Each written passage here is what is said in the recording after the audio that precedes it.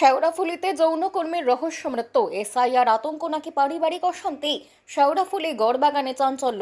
যৌনপল্লীর এক নারী বিতি দাস বয়স 49-এর ঝুলন্ত দেহ উদ্ধার করল পুলিশ। সকালে দরজা বন্ধ রেখে প্রতিবেশীরা খবর দেন পুলিশে। দরজা ভেঙে মৃতদেহ উদ্ধার করা হয়েছে। ঘটনাস্থলে পৌঁছন চাপদানির বিধায়ক অরিন্দম গুইন এবং বৈদ্যবাটি পুরসভার চেয়ারম্যান পিন্টু মাহাতো। অরিন্দম বাবুর বক্তব্য, 2002 সালের ভোটার তালিকায় নাম না থাকা এবং এসআইআর আতঙ্কে আত্মহত্যা। অন্যদিকে বিজেপি নেতা স্বপন পাল বলেছেন, এসআইআর নয়, এটি স্পষ্ট পারিবারিক অশান্তির ফল। স্থানীয়দের অভিযোগ, রাতে স্বামীর সঙ্গে ঝগড়ার পরেই বিতি আত্মঘাতী হয়েছেন। তবে রাজনীতির ময়দানে এই মৃত্যু নিয়ে শুরু হয়েছে দোষারোপের পালা।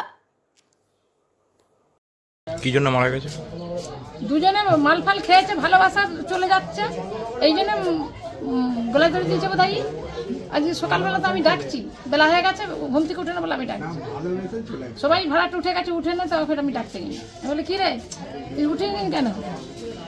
বর্ষা উগি মেরে দেখতে বলছে, দেখো। গিয়ে কি দেখলেন? দেখছে গলায় ধরে দিয়ে ঝুলছে।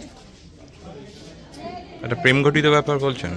হ্যাঁ, এটা প্রেম ঘটিত ব্যাপার বলছেন? হ্যাঁ, প্রেম ঘটিত ব্যাপার। এই ঢুকেছে, মানে দুবো করছে, লিয়া হয় না। ওর আধার কার্ড বললো লোকটার কাছে আছে, ফোন করে নিয়ে এসেছে লোকটা। আচ্ছা, ফোন করতে করতে এসেছে। মানে এরকম শোনা যাচ্ছে যে 2002-এ নাকি ওনার নাম ছিল না, ওনার এরকম কিছু ব্যাপার আছে এসআইআর? এক মাস ঢুকেছে তো, যতটা আমরা দেখেছি ততটাই বলবো। আপনার নামটা কি? আমার নাম সুমিত্রা মান্ডি। কি শুনলেন?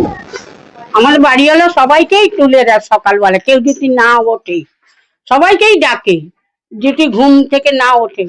আর ওই মেয়েটাকেও ডাকছে, সবাই উঠে গেছে বাড়ি, কিন্তু ওই মেয়েটা ওঠেনি। ওকে দরজা পিটেই যাচ্ছে। লাস্টে বাইরে গিয়ে বলছে, দেখো ও এরকম দরজাটা খুলছে না। গিয়ে দেখো তো সব লোক এসেছে, দেখতে চলে যাচ্ছে। মানে ভেতর দিয়ে বন্ধ করা ছিল, দরজাটা ভেতর দিয়ে বন্ধ করা ছিল। তারপর তো হাল্লা চিল্লা হলো, তবে পুলিশকে বলা হলো, পুলিশ এলেন, ডোমেরা এলেন, লাশ নিয়ে চলে গেলেন। উনি কি একাই থাকতেন? না, ওনার একটা স্বামী আছে, একটা ছেলেও আছে। তার ছেলেটা স্বামীটা ঝগড়া করে কালকে চলে গেছে রাত্রির বেলা, তখন 11টা 11:30 বাজে।